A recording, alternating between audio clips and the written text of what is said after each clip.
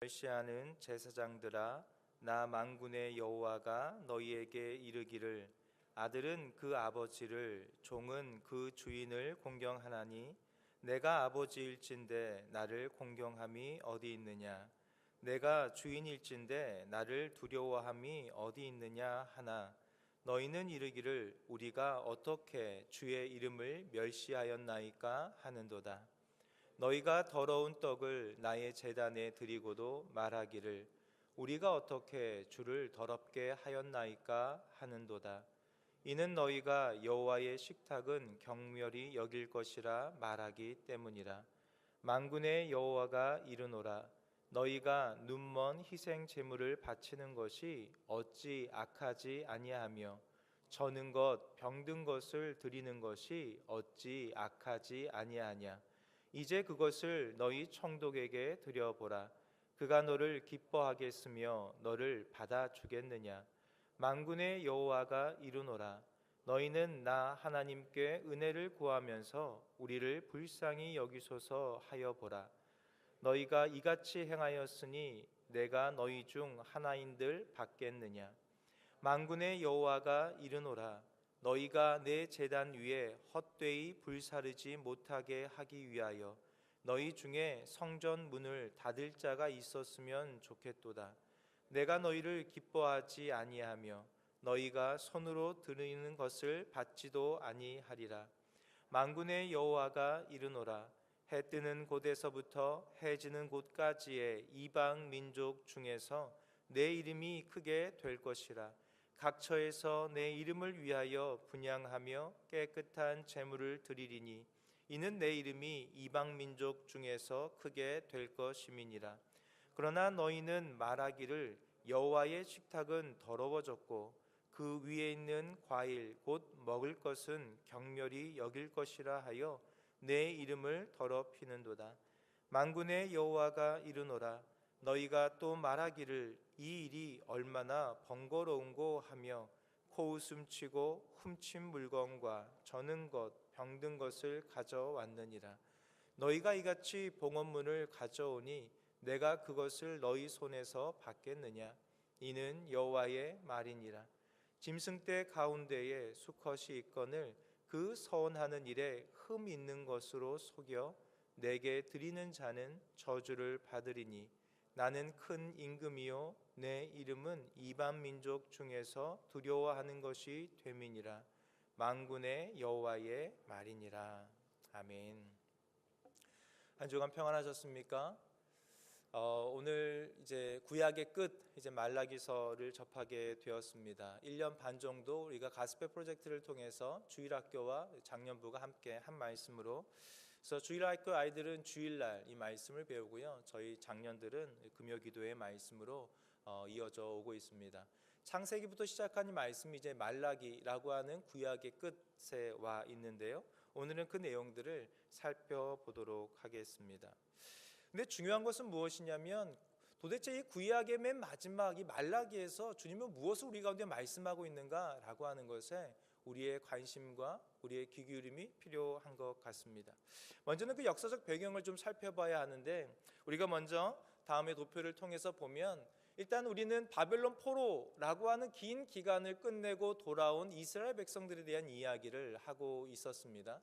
그래서 이 바벨론 포로가 끝나게 된 것은 페르시아라고 하는 이 바사 제국의 등장을 통해서고요, 이 바사 제국의 첫 번째 왕이었던 고레스 칙령을 통하여서 이제는 무엇이 선포되죠? 모든 민족 가운데 모든 고향으로 돌아가서 자신의 신들을 섬길 수 있는 기회들이 주어지게 됩니다. 그것이 BC 539년의 일이라고 할 수 있습니다.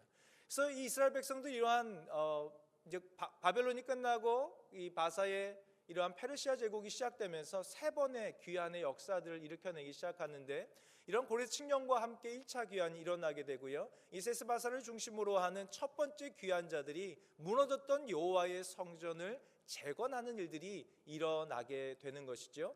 그리고 이제 458년쯤에 이제 2차 교연이 시작되는데 그 중에 리더는 에스라라고 하는 율법학자요, 이런 학사였던 에스라를 중심으로 한, 이제는 성전이 세워졌다면 그 성전이 세워진 그곳에서 어떻게 여호와의 율법이 준수될 것인가에 대한 이야기를 성경은 그 역사들을 기록해 주고 있습니다. 세 번째는 누구죠? 우리가 지금 주일날 배우고 있는 느헤미야라고 하는 이를 통하여서 이제 성전도 지어지고, 그리고 율법의 준수에 대한 강조도 있었고, 이제 무너졌던 성전의 그 성문, 성벽, 그리고 그 성문들을 재건하는 일들을 이스라엘 백성들은 일으켜내기 시작합니다. 물론 이런 과정들이 쉽지만은 않았죠. 그래서 사실은 1차 귀환하고도 성전이 재건되는 520년까지는 꽤나 긴 시간의 기다림들이 필요했습니다. 그때 누가 등장하냐면 학개와 스가랴라고 하는 선지자가 등장해서 너희가 너희 집을 편벽히 지으면서 어떻게 여호와의 성전을 짓지 않느냐라고 백성들을 책망하고 독려하고 주의 말씀으로 위로하면서 성전의 재건들을 일으켜내기 시작하는 것입니다. 이것이 에스라 1장에서 6장의 기록이라면요, 2차 귀환, 이 에스라의 율법 준수가 바로 에스라 7장에서 12장까지의 이야기라고 할 수 있습니다. 그러면 이 3차 귀환의 이야기는 성경에 어디에 기록되어 있는가? 느헤미야서 그 전체의 부분이 이것과 관련되어 있다고 할 수 있습니다. 그럼 이런 포로기의 이 전반적인 성경 구절에 대한 말씀들이 이 유대를 향하고 있다면, 그러면 여전히 바벨론 포로에서 돌아보지 못한 사람들의 이야기, 그들에 대한 이야기, 특별히 이 아하수에로 왕을 중심으로 한 에스더의 이야기가, 그러니까 유다에서는 지금 포로를 귀환해서 성전을 재건하고 율법 준수에 대한 강조가 있고, 이제는 성벽들이 다시 재건되는 그 즈음에, 그 사이쯤에 지금 여전히 이제 바벨론은 이제 바사 왕국으로 바뀌었죠. 이제는 이 아하수에로 왕 때에 에스더가 어떻게 하만의 공격으로부터 자신들의 민족을 지켜내는가라고 하는 불임절의 기원을 설명하는 그러한 에스더서의 기록을 우리는 또한 기억하고 있습니다.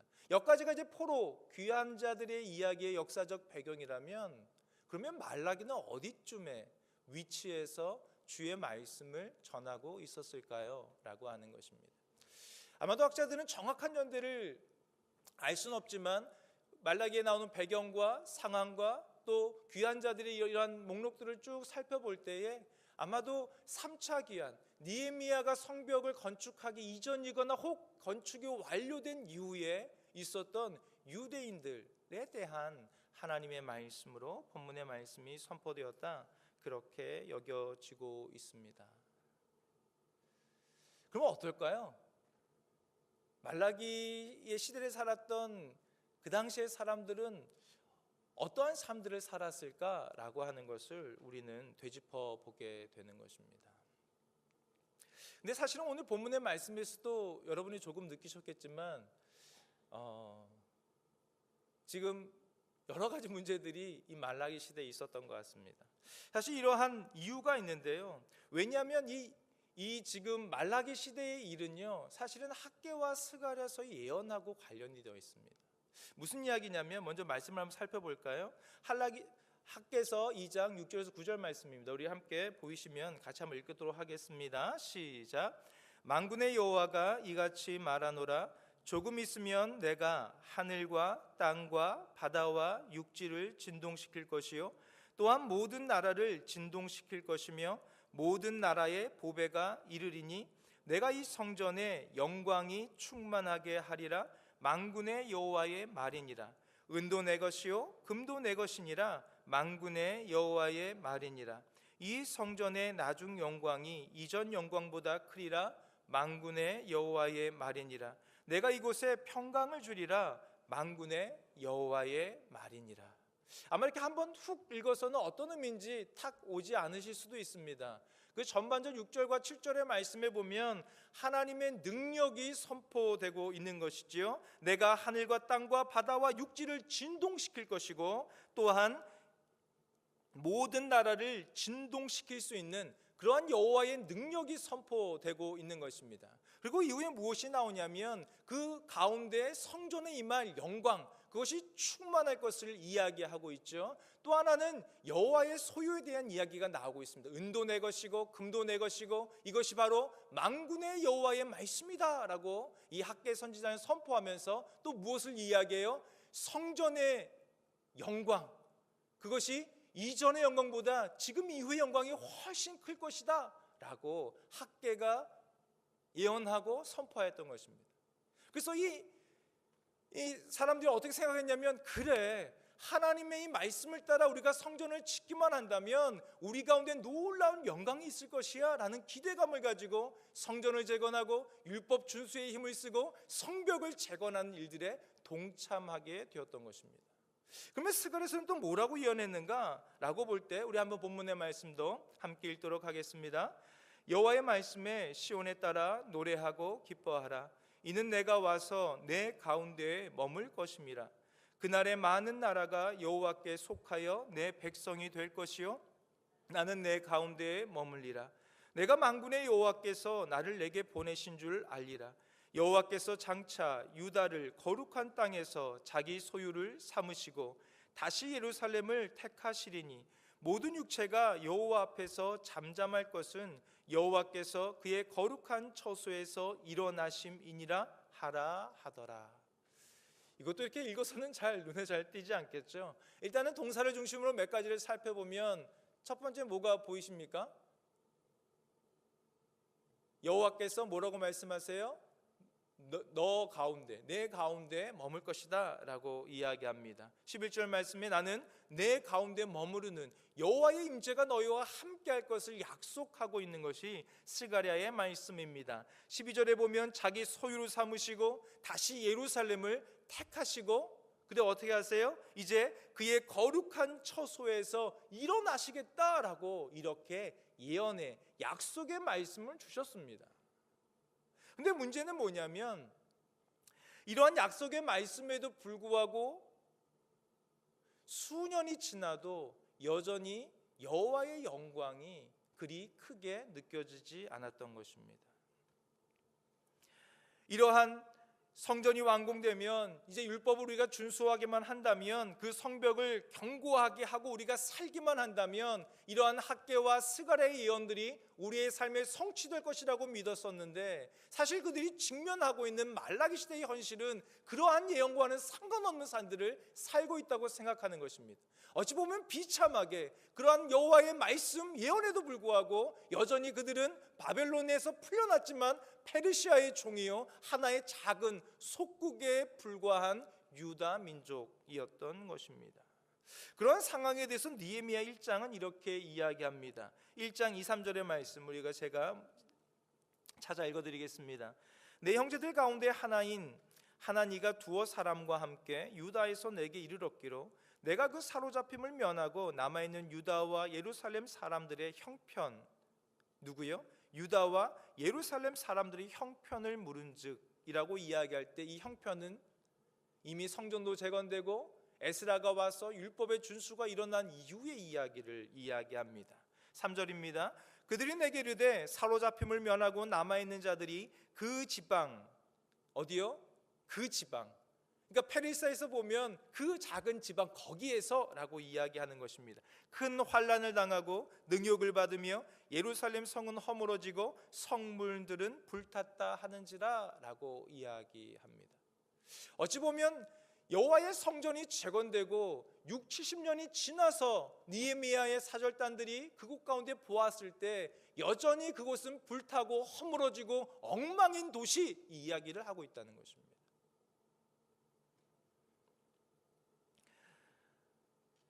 이것이 바로 약속된 현실과 우리가 직면하고 있는 현실의 차이입니다. 여러분, 이것이 보입니까? 성경은 무수한 약속을 우리에게 주고 있어요. 근데 우리 가운데는 긴장과 갈등은 무엇이냐면, 그 약속이 과연 우리가 직면하고 있는 현실에 적용되는가 라고 하는 것에 지금 의문과 도전장을 내밀고 있는 것입니다. 이거 조금 더 다른 말로 이야기하면 말씀의 현실과 삶의 현실이 자꾸 간격이 나기 시작하는 것입니다. 선지자 말라기 청중들은 이 현실에 대한 환멸감을 느꼈을 것이고요, 하나님께 대해서 일종의 배신감을 느껴왔다고 생각해 볼 수 있습니다. 하나님께서 아직도 우리 가운데 관심을 가지고 계신가? 여전히 하나님은 우리를 사랑하시는가? 만약 하나님이 우리 가운데 관심도 있고 사랑도 있다면 어떻게 우리 형편이 이와 같을 수 있는가? 라고 하는 무수한 질문들을 그의 삶 가운데 쏟아내게 되는 것입니다. 그리고 하나님에 대한 구원의 손길을 기다리며 하나님의 도움이 어떻게 일할 것인가에 대한 신음소리들로 가득한 이스라엘 백성들의 모습을 생각해 볼 수 있습니다. 만약에 하나님께서 주시는 말씀의 현실과 우리가 살아가는 삶의 현실이 다르다면 우리 가운데 어떤 일이 일어날까요? 하나님 우리를 사랑한다고 이야기하고 놀라운 능력이 있다고 말씀하고 이 세상의 모든 은과 금이 내 것이라고 이야기하는데 우리 그리스도인들의 삶의 현실이 처절하다면 이 간격을 우리는 어떻게 이해해야 할까요? 이것이 말라기가 직면하고 있었던 상황의 현실이라고 할 수 있습니다. 만약에 하나님의 말씀의 현실과 우리의 삶의 현실이 분리되기 시작하면요, 크게 세 가지의 증상이 나타납니다. 그것이 말라기에서 우리가 보여주는 거예요. 첫 번째는 무엇이냐면 예배가 변질되기 시작합니다. 변질이라고 하면 무슨 의미인지 잘 이해하기가 좀 어려울 수 있는데요, 예배가 소홀해지기 시작합니다. 왜냐하면 하나님의 말씀이 어떠하든지 간에 내 삶은 늘 간격을 지니고 있으니까 그 말씀을 따라갈 일이 없겠죠. 그러니까 그 예배를 소중하게 드릴 이유도 없겠죠. 그래서 예배가 변질되고 소홀해집니다. 두 번째는 어떤 증상이 나타나냐면 율법이 땅에 떨어집니다. 그러겠죠. 하나님의 말씀이 내 현실과 상관이 없는데 이 하나님의 말씀이 땅에 떨어지게 되는 일들이 있고요. 그래서 더 이상 율법이 율법답게 하나님의 말씀이 말씀으로 지켜지지 않는 현실, 이것이 말라기 선지자가 직면하고 있던 두 번째 문제였습니다. 그리고 하나님에 대해서는요, 예배는 변질되고 율법은 땅에 떨어지고 하나님에 대해서는 하나님을 공경하기보다는 하나님께 대한 냉소적인 반응을 보이게 된다는 것입니다. 이런 말라기의 현상을 보면 오늘 한국 교회의 현실과 매우 흡사해 보입니다. 7, 80년대 한국 경제가 성장하고 교회가 성장할 때가 있었습니다.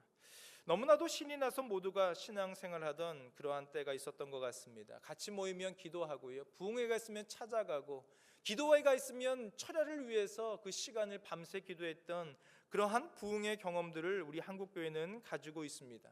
그런데 중요한 것은 무엇이냐면요, 그렇게 기도하면 문제들이 해결되는 것이죠. 질병의 문제나 입시의 문제나 상황의 문제나 경제의 문제나 관계의 문제가 기도하면 해결되는 거예요. 이게 무슨 이야기냐면 말씀의 현실이 삶의 현실과 늘 동시에 갔던 그러한 시대가 있었다는 것입니다.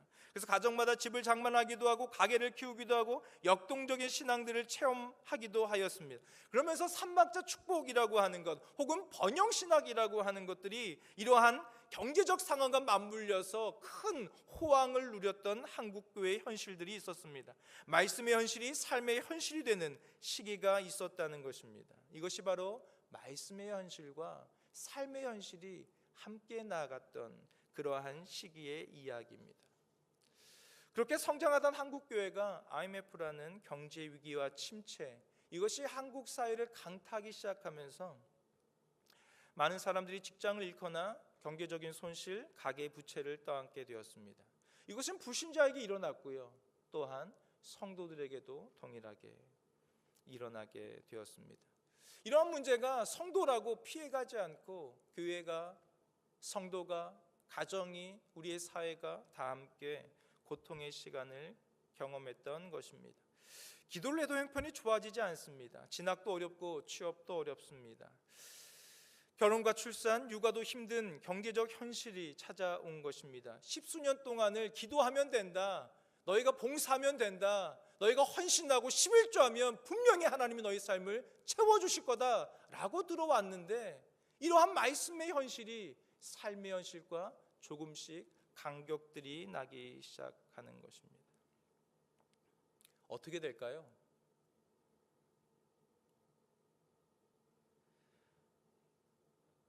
이러한 예배하면 된다, 11조면 하나님 복 주신다 라고 하는 복음 아닌 복음, 신앙 아닌 신앙의 기초를 뒀던 많은 신자들이 교회를 떠나가기 시작합니다. 축복과 번영의 신앙이 줄 수 있어도 호황이 끝나니까 하나님의 말씀은 땅에 떨어지고 예배를 등한히 하고 교회를 등지는 일이 그리 어렵지 않은 일이 되었습니다. 그런데 문제는 사람들이 교회를 떠나가는 것, 물론 그것도 굉장히 가슴 아픈 일이지만 정말 심각한 문제는 교회에 여전히 남아있으면서 사람들의 마음들이 떠나가는 것, 그것이 우리가 당면하고 있는 가장 큰 문제라고 할 수 있습니다. 예배가 변질됩니다. 강단에서 하나님의 말씀입니다 라고 선포하여도 그 말씀이 잘 지켜지지 않습니다.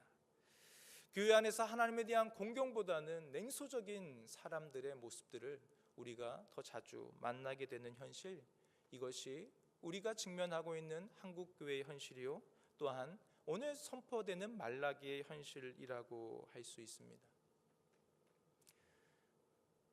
절망적이십니까? 그것이 우리의 현실이고 또한 오늘 우리에게 선포되는 말라기의 현실이라고 할 수 있습니다. 이러한 시대 가운데 말라기 선지자는 6개의 신탁의 이야기를 하고 있는데요, 위에서 보면은 각 6가지의 질문들을 가지고 이야기합니다. 그래서 말라기는 예언서 중에 특별하게도요, 질문의 형식 혹은 대화 형식으로 되어 있는 예언서의 기록으로 되어 있습니다. 학자들은 이것을 6가지 논쟁의 신탁이라고 이야기하는데 한번 같이 읽어볼까요? 1번입니다. 시작. 주께서 어떻게 우리를 사랑하셨나이까? 라고 그렇게 말하는 것입니다. 2번째입니다. 우리가 어떻게 주의 이름을 멸시하였나이까? 라고 이야기하는 것입니다. 3번째는요, 어찌 됨이니까? 이걸 좀 풀면요, 하나님 뭐가 문제입니까? 라고 이렇게 대답하는 것입니다. 4번째는 무엇입니까? 우리가 어떻게 여호와를 괴롭혀 드렸나이까? 라는 것이고요. 5번째는 우리가 어떻게 주의 것을 도둑질하였으나이까? 라고 질문하는 것이며, 마지막은요, 우리가 무슨 말로 주를 대적하였나이까?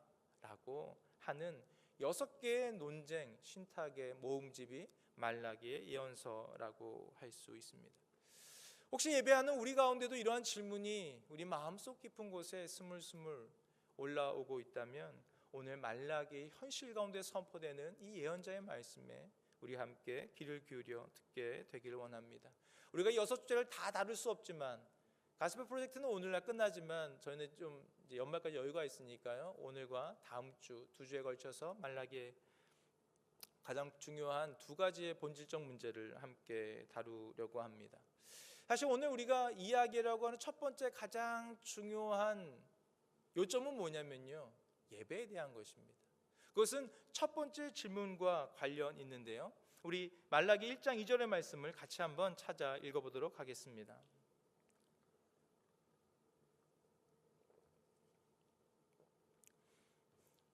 1, 2절 같이 읽을까요? 1절 2절입니다. 시작. 여호와께서 말라기를 통하여 이스라엘에게 말씀하신 경고라.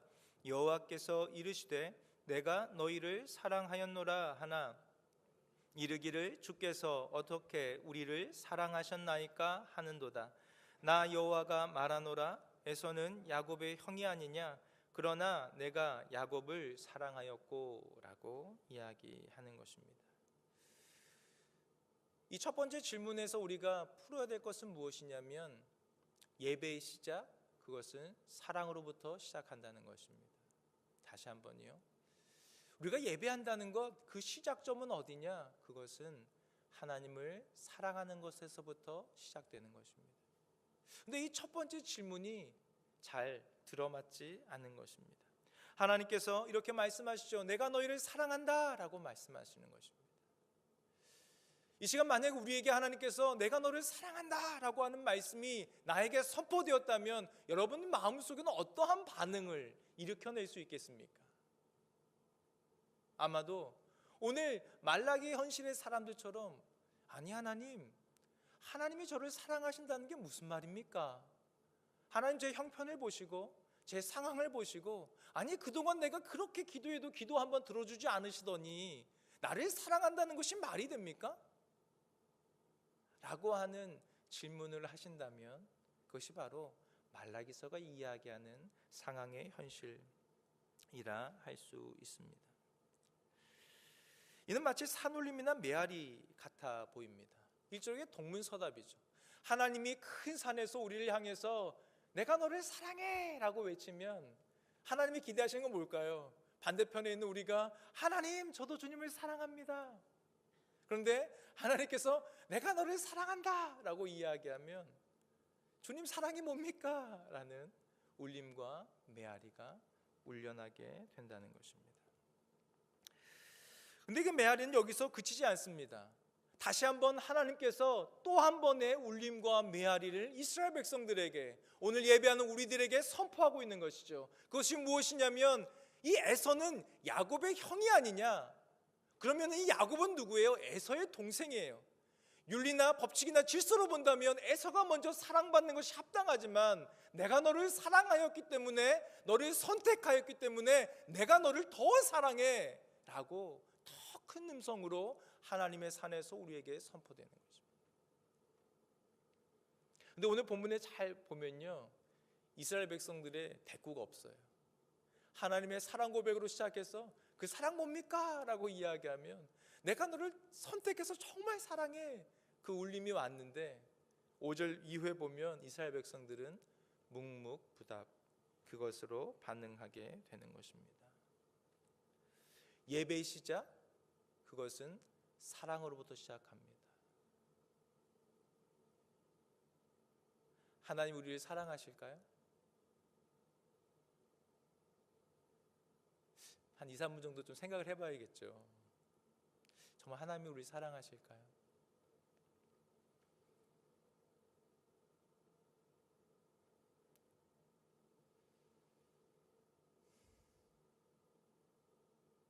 그러면 우리는 하나님을 정말 사랑합니까?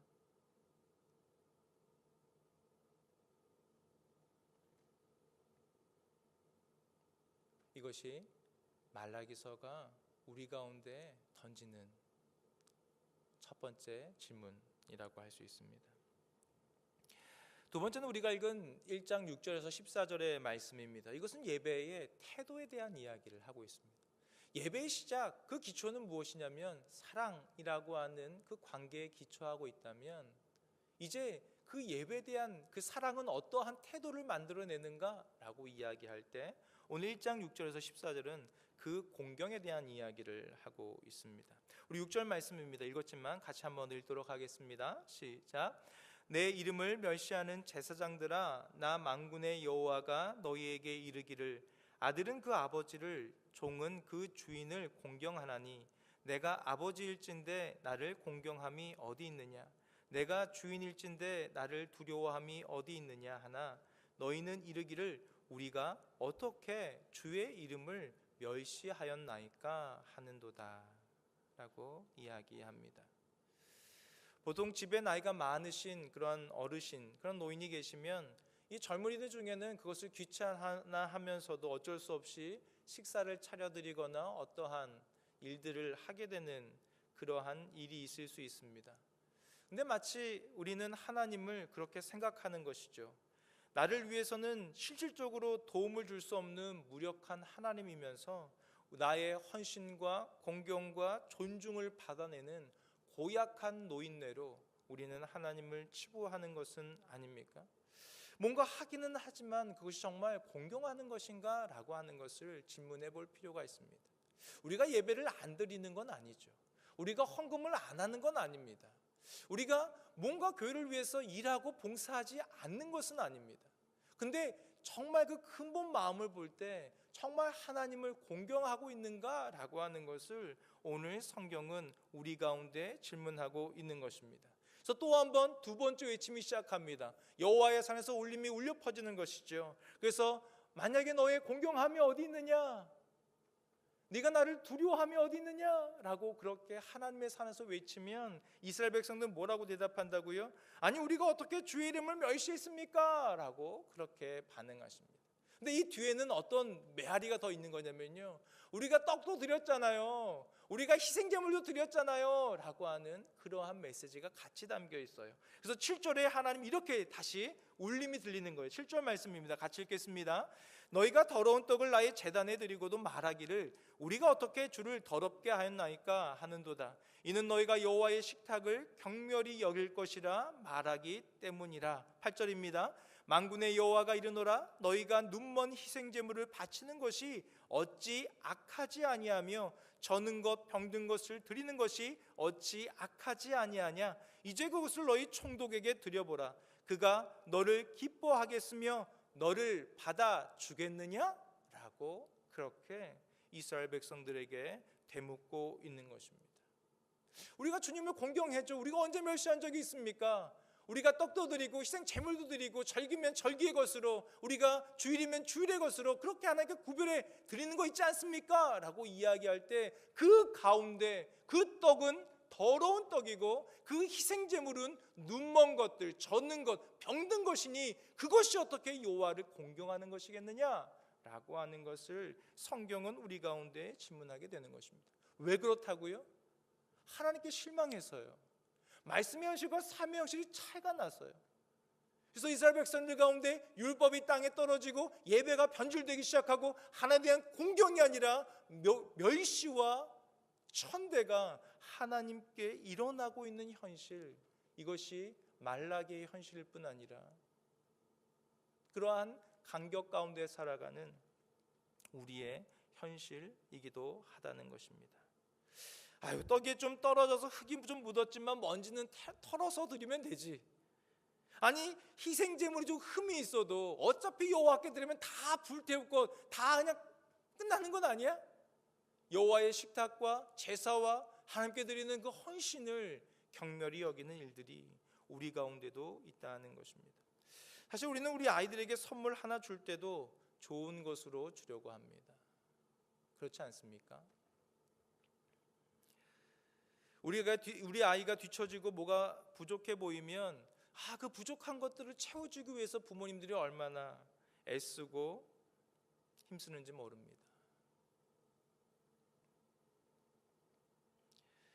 오늘 본문 말씀에 있어서 이제 그것을 너희 총독에게 드려보라, 그가 과연 그것을 기쁘게 받겠느냐라고 하는 질문은요, 우리가 드리는 예배가 일반적인 상식 수준 이하의 예배가 되었다라고 하는 것을 지금 말라기 선지자는 지적하고 있는 것입니다.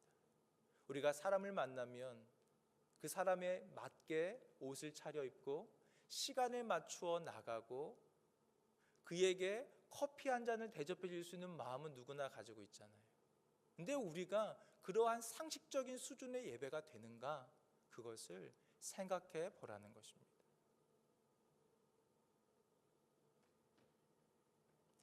이런 예배자들의 태도에 대해서 하나님의 반응을 보면요, 10절의 말씀입니다. 뭐라고 말씀하십니까? 너희가 내 제단 위에 헛되이 불사르지 못하게 하기 위하여 너희 중에 성전 문을 닫을 자가 있었으면 좋겠다라고 말씀하시는 것은 이제 성전 폐쇄, 그것을 이야기하시는 것입니다. 11절 말씀에 보면 만군의 여호와가 이르노라 해 뜨는 곳에서부터 해 지는 곳까지 이방 민족 중에서 내 이름이 크게 될 것이라 각 처에서 내 이름을 위하여 분향하며 깨끗한 제물을 드리리니 이는 내 이름이 이방 민족 중에서 크게 될 것임이니라 라고 이야기합니다.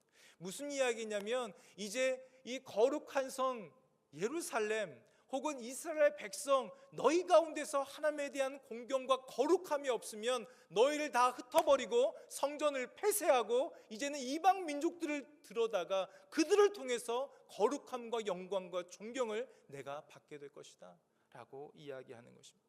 이것이 말라기 시대의 이야기가 아니라요, 예수님이 성전에 이제 올라가시면서 예루살렘 입성합니다. 많은 사람들이 호산나 다윗의 왕이여 자손이여 환호하고 증거합니다. 그때 그것을 시기하던 바리새인들이 그러한 제자들을 책망하니까 여호와께서 뭐라고 말씀하십니까? 누가복음 19장의 말씀입니다. 무리 중 어떤 바리새인들이 말하되 선생이여 당신의 제자들을 책망하소서 하거늘 대답하여 이르되 내가 너희에게 말하노니 만일 이 사람들이 침묵하면 돌들이 소리 지르리라 하시니라.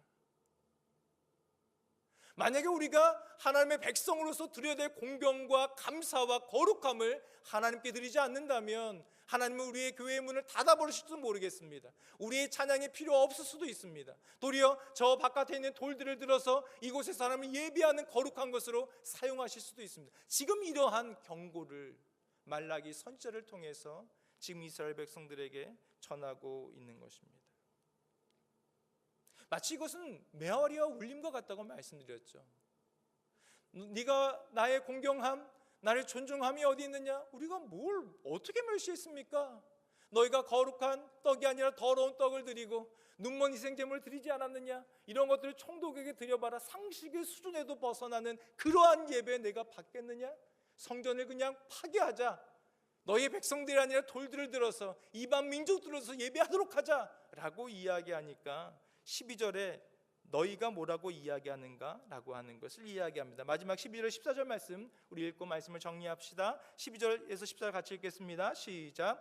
그러나 너희는 말하기를 여호와의 식탁은 더러워졌고 그 위에 있는 과일 곧 먹을 것은 경멸이 여길 것이라 하여 내 이름을 더럽히는도다.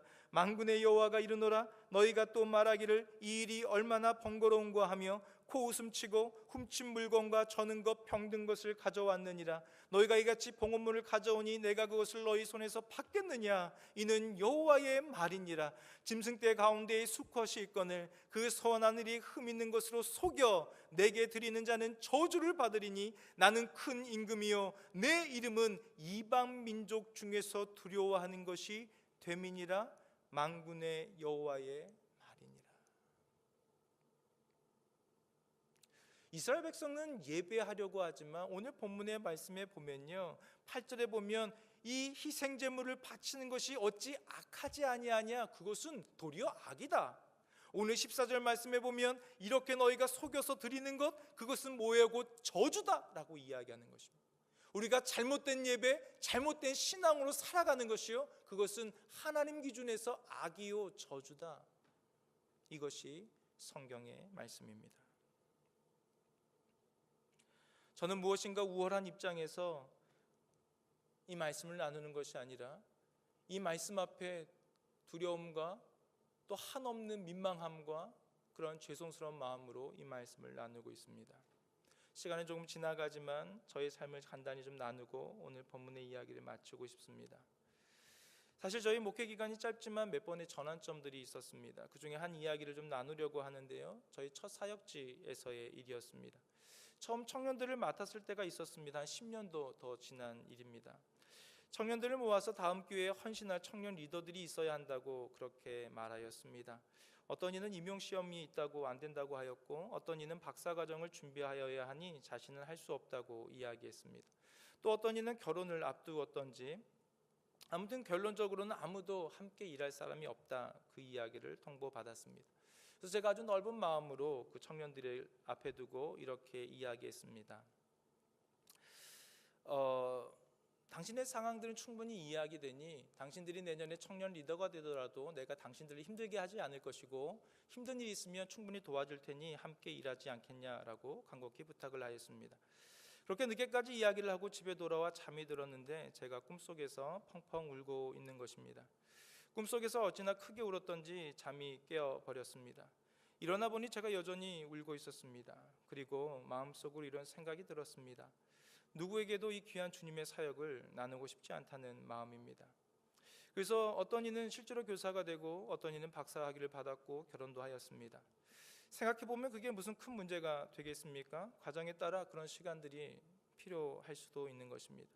다만 제가 하나님의 사역자라고 하면서 저 스스로를 생각할 때 하나님의 직임을 세일즈하다니라고 하는 생각이 들었습니다. 마치 1+1처럼 하나님의 봉사를 끼워팔려고 했다니라고 하는 저 스스로의 마음이 무너져 버렸습니다. 오늘 14절 말씀에 보면 하나님은 자신의 이름을 이렇게 소개합니다. 내 이름은 이방민족 중에서 두려워하는 것이 됨이니라.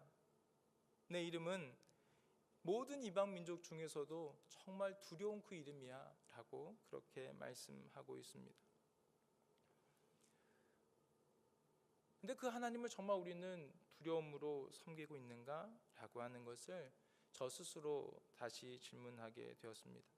나중에 일산에 사역지를 옮겨서 청년부를 다시 맡게 되었을 때 청년 리더들을 만났습니다. 그때도 동일하게 거의 모두가 리더 하고 싶지 않다고 저에게 이야기를 했습니다. 그래서 그때는 쉬라고 얘기했습니다.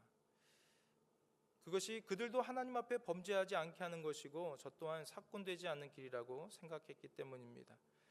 그리고 적어도 정직하게 사역을 시작할 수 있겠죠. 우리는 청년은 있지만 리더가 없는 그러한 청년부라고, 적어도 우리가 거짓말을 하면서 하나님 앞에 서지 말자고 그렇게 이야기를 했던 것입니다. 성경 공부를 하자고 하니까 아무도 신청하는 사람이 없어서 한두 명을 잘 설득해서 성경 공부를 시작했습니다. 1명, 2명, 나중엔 5명이 되고 나중에는 12명까지 성경 공부를 같이 하게 되었습니다. 말씀을 공부하다 보니까 1명, 2명 리더들이 세워지고 자신은 1년은 할 수 없으니 6개월만 하겠다라고 하여서 그래 너는 6개월 동안 해라 해서 6개월 동안 헌신한 친구들도 있었습니다.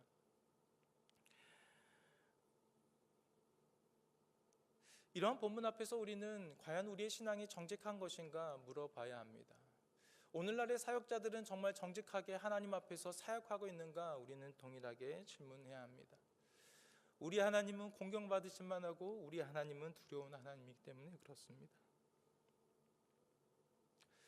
사실 구약의 끝 말라기에서 성경은 무엇을 말씀하고 있는가라고 그렇게 서두에 말씀드렸는데 사실은 이 구약의 끝 말라기에서 하나님의 사역은 실패, 이것을 이야기하고 있습니다. 하나님은 창세기 1, 2장에서 천지를 창조하셨지만 3장에서 인간의 타락을 통해서 모든 창조물들의 죄가 오염되는 그러한 결과를 맞이하여서 실패, 그래서 이 아담과 하와는 에덴에서 추방됨을 통해서 하나님의 사역, 창조 사역의 실패가 선포되고 말았습니다. 다시 노아의 홍수를 통해서 모든 것들을 다 쓸어내고 다시 하나님의 민족들을 세우려고 할 때에 바벨탑을 지으면서 그것들을 무너질 수밖에 없는 실패를 하나님은 또한 경험하신 것입니다. 또한 아브라함을 불러서 족장들을 통해서 믿음의 일들을 시작하려고 하셨을 때 결국 창세기 50장에서는 이 모든 민족들의 조상들이 애굽의 종살이로 실패라고 하는 것을 창세기는 우리 가운데 말씀해주고 있습니다. 출애굽기를 시작해서 다시 한번 하나님이 이스라엘 백성들을 세워서 광야와 가나안 정복을 통해서 그래서 사사들을 세우고 나중에 왕들을 세우고 분열 왕국 때에도 끊임없이 선지자를 통해서 이 나라를 회복하고 세우시려고 했지만 결국 말라기의 끝은 실패, 그것을 성경은 우리 가운데 이야기하고 있습니다.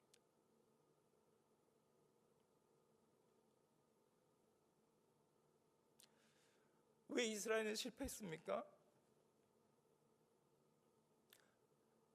하나님의 사랑으로 돌아가지 않아서입니다.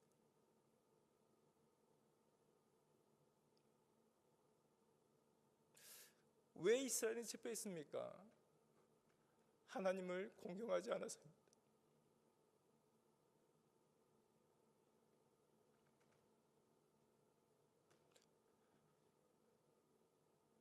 우리의 신앙은 과연 성공할 수 있겠습니까?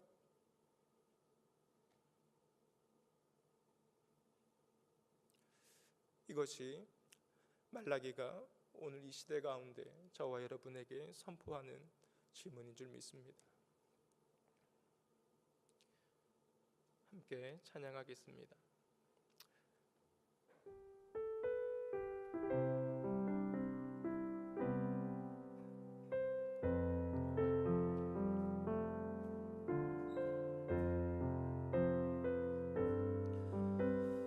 우리 입술이 아닌 마음으로 이 고백 드리길 원합니다. 우리 함께 찬양할 때에 정말 하나님이 사랑하고 있는가? 이 고백 드릴 만한가?